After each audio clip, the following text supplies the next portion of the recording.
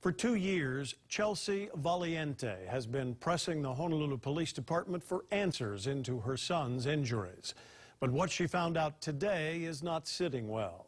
Valiente says her son Peyton was injured at a daycare run by the wife of an HPD officer who retired from the force yesterday.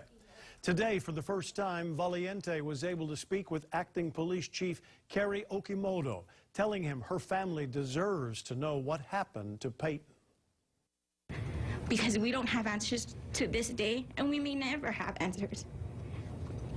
And I'm not too sure how many of you are parents here, but to know that my son will never be the same and have no answers for when he grows up and asks me, "Mommy, how did I get this scar?" I have no answers to give him. So please, do whatever you can and keep us updated. We'd really appreciate that. The Valientes were then asked by HPD to meet in private. Alexander Zane spoke with the family and has more on what was said behind closed doors. Alexander? And Joe, Chelsea Valiente says she is still holding out hope that HPD's look back into her son's case will provide answers. But after an audit of the Valiente's case, HPD said today it didn't think there would be a positive outcome in its investigation. After a closed-door meeting with HPD, Chelsea Valiente is still looking for answers. My husband and I are very deeply disappointed, obviously. As for what was said in the meeting, Valiente says Assistant Chief Rich Robinson told her this. Just basically that the investigation was done poorly. Valiente says she still doesn't know how her son ended up in a hospital bed after being dropped off at daycare. And she says she still doesn't know what the lasting effects of her son's injuries will be. But today she was hoping to get a step closer to finding out who or what caused them. I had a very emotional reaction because it just didn't sit well that they would say that there's no positive outcome when we haven't reached the end of the road yet.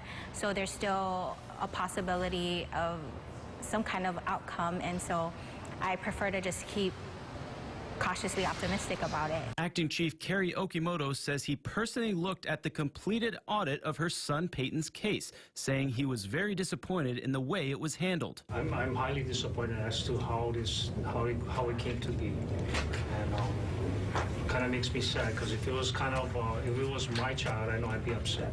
Assistant Chief Rich Robinson adding because witnesses are no longer cooperating, HPD doesn't have enough proof to charge anyone with a crime. I don't think there's going to be a positive outcome in this investigation, Mr. Chair. Chelsea Valiente provided a stirring response. And as far as an update saying that, oh, there's nothing else that can be done, there's always something else that can be done.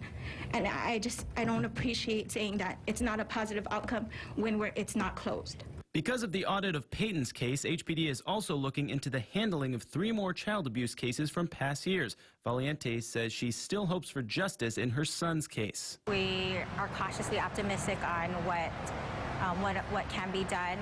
So it looks like there might be at least one more option that the department is trying, and so we look forward to that. The Police Commission for another update to the the Police Commission for another update to the Valiente's case is in the next meeting. That'll be in 2 weeks. We'll follow up and let you know if there are any developments. I also reached out to the woman who ran the daycare. I have yet to hear back. As for her husband, he retired from HPD yesterday after 25 years of service. Alexander Zanes, KHON 2 News. HPD said in the last 3 years they investigated 112 child abuse cases. Many were accidents, but 44 were determined to be criminal.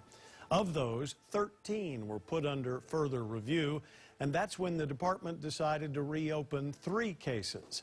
Because so much time has passed, experts say it's difficult to follow through. Because they're opening the case so many years later, it's going to be hard to follow through on getting all the information because so much time has gone by, yeah. But I guess it's best that they do follow through now. Although it should have been done like within the day when it happened. We'll follow up on the status of those child abuse cases.